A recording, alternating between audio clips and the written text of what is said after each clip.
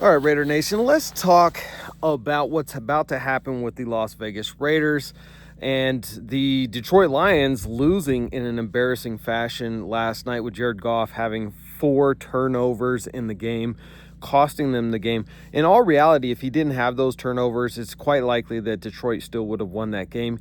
Even though Jaden Daniels and the Washington Commanders played lights out football, it really was on Jared Goff just dropping the ball, losing it. You know what I mean? And this is kind of why LA traded him away. So this is great news for the Raiders because I just spoke to my guy that I speak, one of my guys that I speak to with the Raiders that's in the front office. And he told me that it's pretty much a done deal. Ben Johnson will be coming to the Las Vegas Raiders. They have already offered him a massive contract, and to his understanding, he is accepted.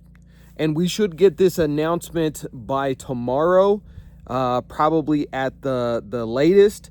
If anything, within maybe Tuesday or Wednesday, an announcement will be made, simply because, you know, with these things and contracts, there's a lot of lawyers that are involved, agents, all of that stuff. There's contract negotiations. There's fine print that attorneys look at and they don't like, and they want wordage changed, and all of this type of stuff. So these contracts do take a couple of days. We seen this last year with Antonio Pierce, and his contract was pretty basic, but it still took a couple of days of lawyers going through it to get it to where they wanted before the deal was announced. So, I mean, this is great news. This is what I was hoping for, which is that now that Ben Johnson is really in play with the Raiders, we needed Detroit to lose in the first round. I mean, the first round that they played, right? This is their last week was wild card round, but this is the first week that they played.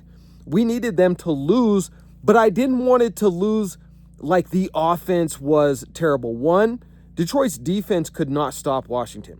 Number two, Jared Goff turned the ball over, 3 interceptions and a fumble. That's four turnovers in the game. And that's not on Ben Johnson. That is not on Ben Johnson at all. That is on the defense not being able to do their job and stop Washington. And that's on Jared Goff being Jared Goff and choking, right?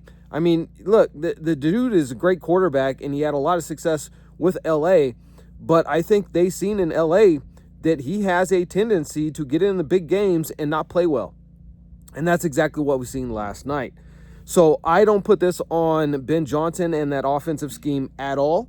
I think that Ben Johnson put them in a very good situation in order to win that game, and they just didn't do it.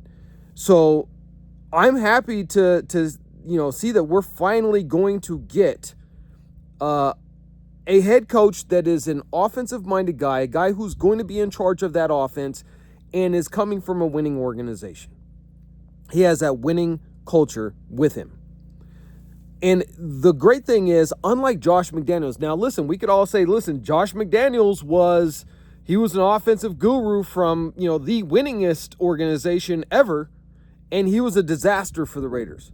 There's a major difference between, Ben Johnson and Josh McDaniels, and that's their personality type. Ben Johnson is beloved by his players. He is beloved by the coaching staff there in Detroit. He does not have a Napoleon complex. He's not going to come in here and try and just, manipulate situations. That's what somebody with a Napoleon complex does, a little man complex. Ben Johnson doesn't have that issue, even though he doesn't have the Super Bowl ring, right? Josh McDaniels has Super Bowl rings. Why Josh McDaniels felt the need to manipulate everything and to be a control freak in everything, I don't understand, because he had the success. He had the credibility. He didn't need to do all that. But he did it because that's his personality, apparently. Whereas the reports that are coming out with Ben Johnson, he's the complete and absolute opposite. So I think that this is great news that Detroit has lost last night so that we can finally get this done, because there are other teams that are ahead of us. The Patriots already got Mike Vrabel. So he is already up and running and assembling his staff. We need to do the same. We cannot take forever to have our GM and to have our head coach. Now, there's a guy named Spytek that his name's been going around. I know Hondo's been talking a lot about him for GM. We'll see if that's what Ben Johnson wants, but Spytek is supposed to be, a pretty good dude, a brainiac, a whiz kid, whatever. That's what Hondo described him as, so I'm going to take his word for it. I don't know anything about Spytek, and when it comes to GM, it's still up in the air. As far as I understand, Spytek is the front runner, but no decision has been made as of yet. I mean, Champ Kelly's even in the discussion to take over, which I really think that he should have taken over last year. But one thing I do want to say is this. If you guys follow me for any amount of time, you know that last year I was pounding the table for Jayden Daniels. And there were false reports out there that the Raiders offered 3 first-round draft picks to Washington to move up and grab Jayden Daniels. That was a complete and utter lie. That did not happen. According to my insider sources, which I have been telling you, that rumor that was put out there is not true. The Raiders did not offer that. And then Ian Rappaport comes out, or Adam Schefter, one of the two, comes out and says, yeah, he spoke directly to people in the front office, and that is a lie. The Raiders never did offer those 3. Now everybody's saying, oh, yeah, Adam Schefter said it. No, Raider D said it 6 months ago, way before Adam Schefter. Because I speak to people directly with the Raiders. I don't have sources with people anywhere else in any other team.